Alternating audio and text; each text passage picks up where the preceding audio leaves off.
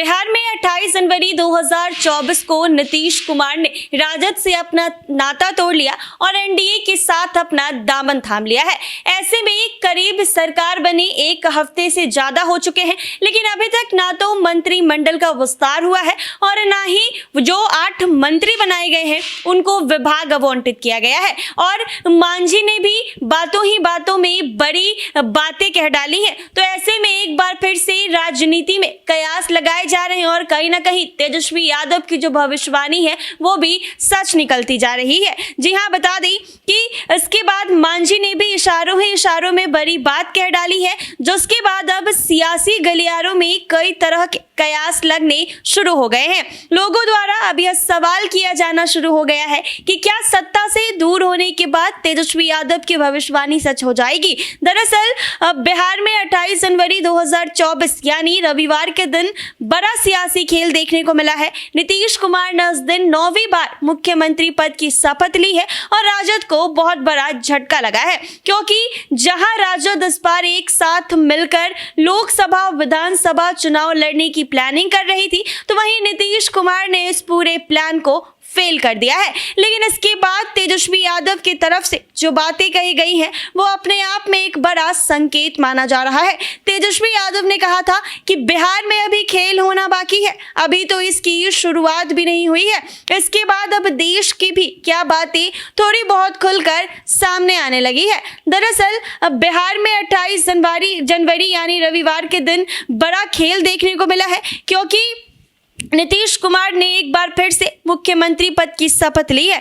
क्योंकि राजद जहां इस बार एक साथ प्लान बना रही थी चुनाव लड़ने का, लेकिन नीतीश कुमार ने इस पूरे प्लान को फेल कर दिया है। लेकिन तेजस्वी यादव की तरफ से जो बातें कही गई हैं वो अपने आप में बड़ा संकेत है। तेजस्वी यादव ने कहा था कि बिहार में अभी खेल होना बाकी है, अभी तो बस इसकी शुरुआत हुई है। इसके बाद भी कि जो बातें निकलकर सामने आ रही और बीते कल एनडीए में शामिल जीतन राम मांझी ने एक बहुत बड़ा दांव खेला है। कहा है कि बिहार में नई सरकार का गठन हुआ है, नई सरकार में हमारी पार्टी से एक नेता को मंत्री पद दिया गया है, लेकिन हमें लगता है कि हमारी पार्टी को एक और मंत्री पद देना चाहिए। यदि मेरे साथ ऐसा नहीं हुआ तो फिर यह अन्याय होगा। इतना ही नहीं, मांझी ने एक और बड़ा खुलासा किया है। मांझी ने कहा है कि उन्हें राजद की तरफ से मुख्यमंत्री बनने तक का नेता दिया गया था, लेकिन उसके बावजूद वह उधर नहीं गए, क्योंकि उन्हें उम्मीद थी कि एनडीए में उन्हें उचित सम्मान दिया जाएगा। ऐसे में अब नीतीश कुमार या एनडीए के लिए मांझी बहुत बड़ा सिर दर्द बन गए हैं। मालूम हो कि सूबे की नई सरकार को विधानसभा के अंदर अपना बहुमत साबित करना है। इसको लेकर 12 फरवरी का समय तय किया गया है।